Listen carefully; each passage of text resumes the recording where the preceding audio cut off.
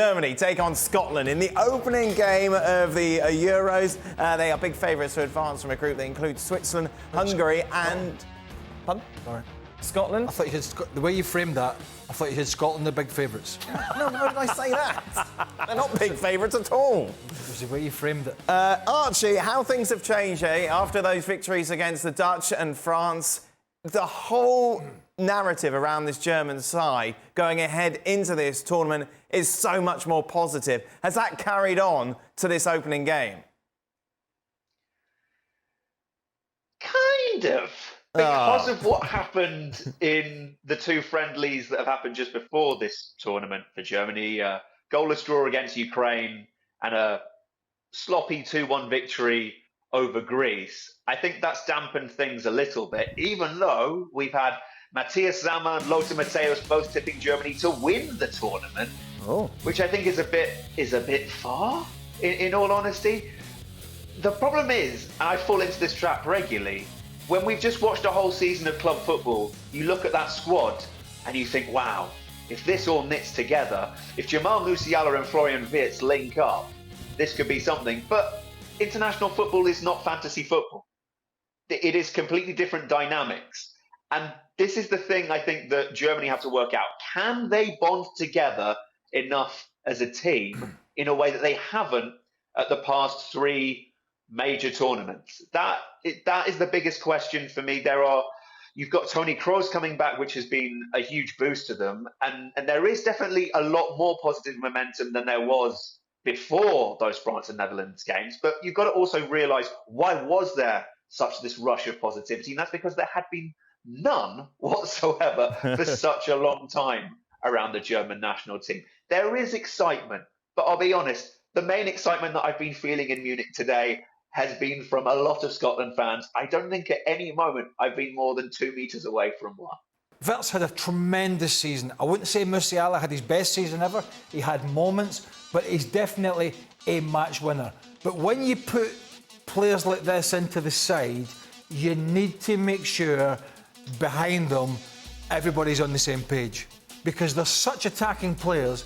And thus far, Nagelsmann's done a pretty good job of finding a way around this. See, I agree with you, but I also think at the same time, if you're going to get the best out of Musiala and Florian Wirtz, it's all on your number 9.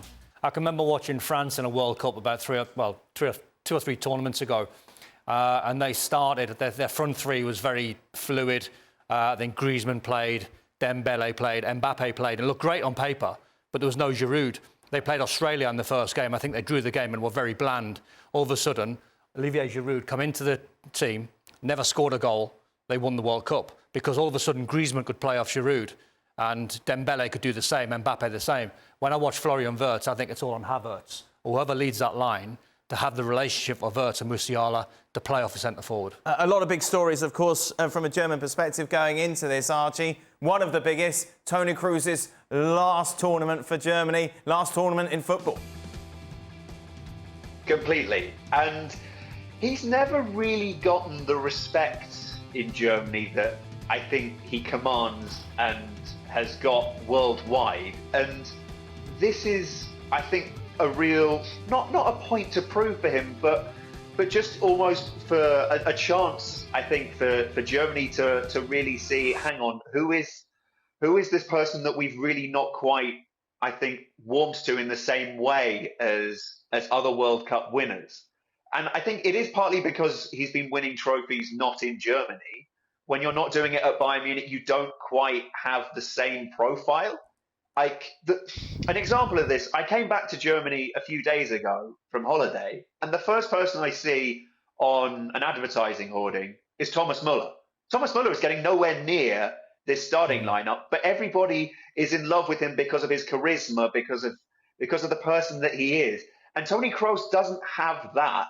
And I think that in Germany, they're so enamored with these characters like Bastian Schweinsteiger, Lukas Podolski of that last generation, that it means that somebody like Toni Kroos, who's also somebody who's in the engine room of a team, he's not got that same appreciation. And now, if this team clicks together, then I think that more people will see, oh, this is the guy that we've really been missing. Because before, Hansi Flick and Joachim Löw have been trying to jam too much into that centre of midfield.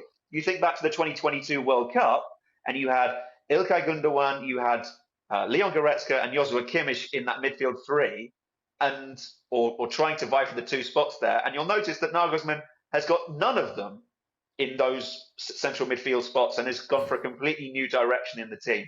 And actually, Nagelsmann's way of doing this is part of what got Toni Kroos back into the setup. So was how Nagelsmann was telling it at the press conference today. So I'm intrigued to see how Toni Kroos and what he will do at this tournament.